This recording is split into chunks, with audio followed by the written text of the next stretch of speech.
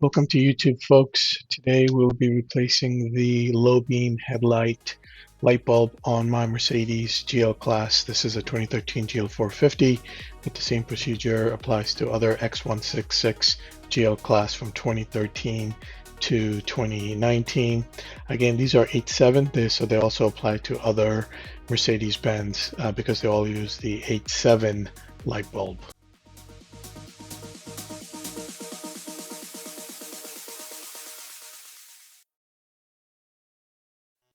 All right, folks, so I received the H7 bulbs from Sealight.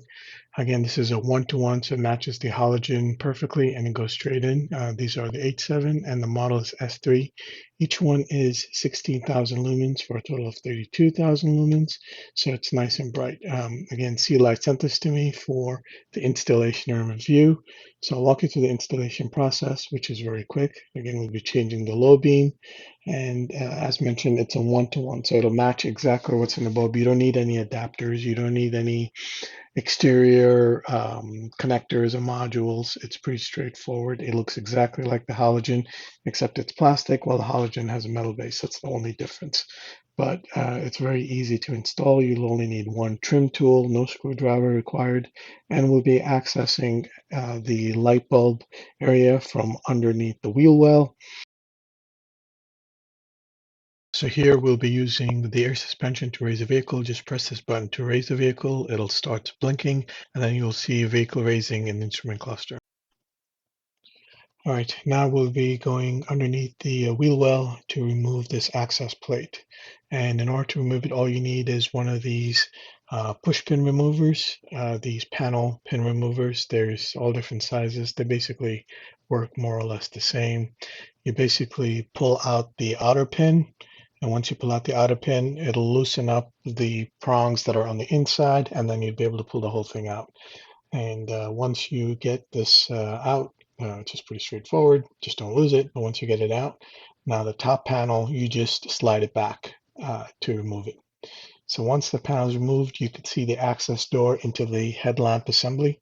You just basically turn it counterclockwise and it should come straight out. And here, hopefully you could see the inside of the low beam light bulb. It's basically a black with the metal pins all around it. It's apologies, it's not very bright, but I do have a better view when I do the right side light bulb.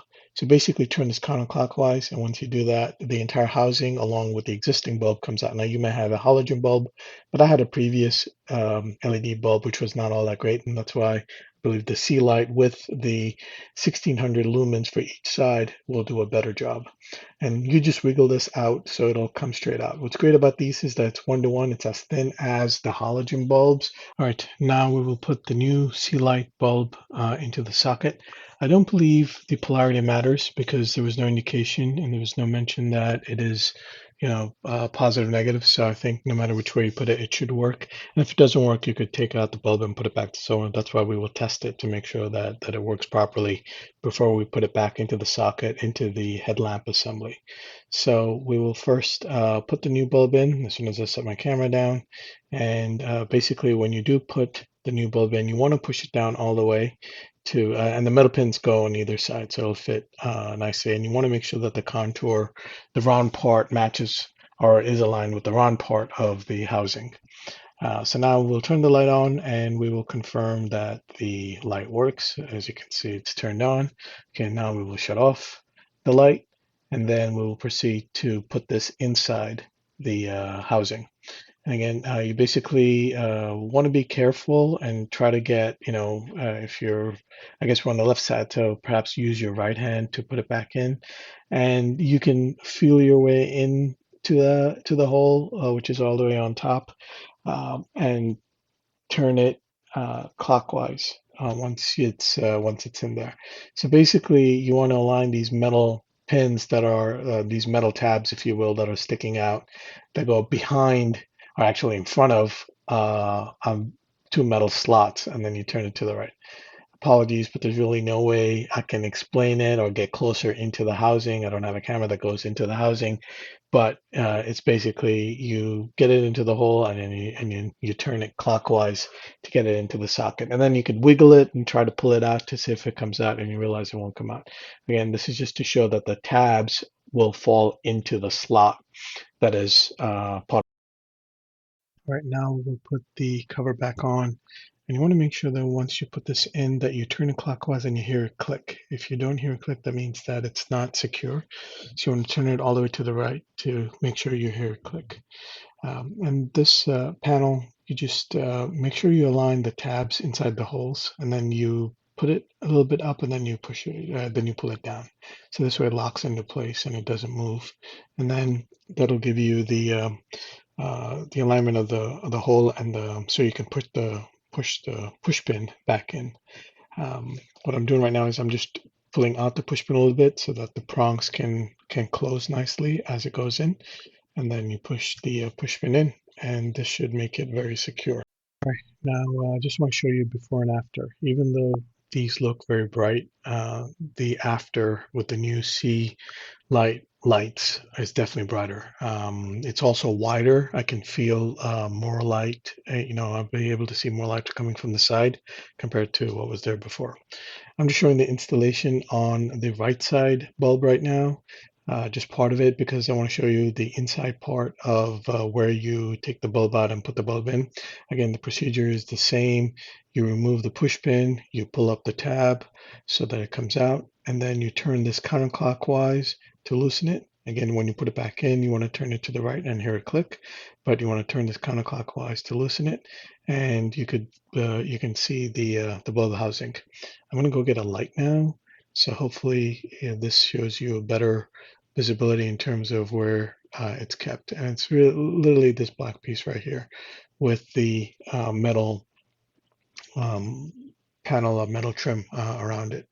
You just turn this counterclockwise. I have to use my left hand because it's a lot easier to get in. So use the left hand to remove the bulb, just like before, wiggle it out. And now I'll put the Sealight bulb right in. Again, this is the S3 model as mentioned, with the 16,000 lumens per bulb. So you just basically wiggle out the old one and then put in the new one. It's pretty straightforward. To this, just like the previous one. Again, there's no polarity required. You just basically remove it and push it back in. So pretty straightforward with the installation here. Next, I will not going to show you to put the panel back on because it's just like the previous one. So I'm just putting the bulb in and then putting it back into the housing. So hopefully it should be pretty straightforward here. I just want to make sure that the round part matches up, and also you want to push the bulb in as much as possible so that it rests nice and against the base. So now I'm going to be lowering the vehicle. So basically you turn the car on and then you press the lower button or the raise vehicle button. I had the steering wheel turned all the way, so I had to unturn it. But you press this lowering, it should start blinking, and then you should see lowering in the instrumentation cluster.